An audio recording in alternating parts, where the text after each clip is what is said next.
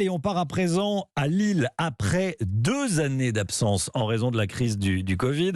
La braderie de Lille est de retour ce week-end. C'est un événement qui attire énormément de monde et dans les rues de la ville.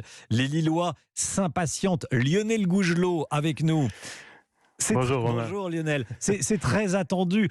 Les Lillois veulent profiter un peu de la vie d'avant. Hein. Bah oui, il y a un peu de ça finalement, parce que c'est vrai, vous l'avez dit, 2 ans qu'on en était privé pour cause de pandémie, mais cette fois c'est vrai, elle revient.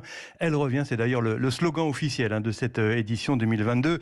Et c'est vrai qu'on a hâte de retrouver dans les rues de Lille cette gigantesque brocante et vide-grenier qui va s'étaler sur 80 km de trottoirs à travers la ville.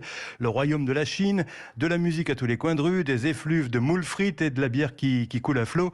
D'ailleurs, cet été, en officialisant le retour de cette braderie, Martine Aubry avait prévenu en rigolant, oui, ça va sentir la moule, la frite et le pipi, alors que ceux qui n'aiment pas ça, quittent la ville ou ferment leurs fenêtres. Bah oui, parce que c'est aussi ça, la braderie de Lille.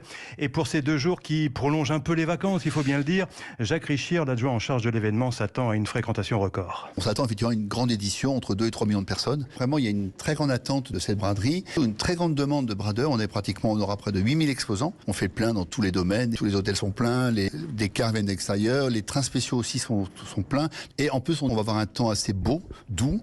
Les choses se présentent au mieux. On sent bien que tous les indicateurs sont au fixe. Alors vous savez aussi, Romain, au-delà de l'aspect festif, cette braderie, c'est aussi un concept qui correspond de plus en plus aux préoccupations de l'époque. Acheter pas cher, donner une seconde vie aux objets, et en ces temps de pouvoir d'achat en berne, on peut s'attendre à de belles empoignades, de marchandage entre les chineurs et les bradeux ce week-end.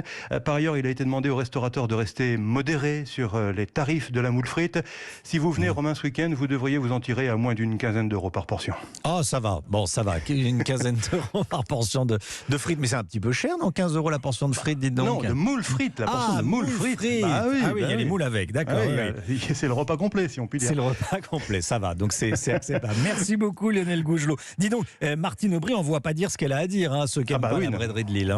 Oui, mais c'est la franchise légendaire de Martine Aubry. Oui, ceci dit, elle résume bien la situation. Merci beaucoup Lionel.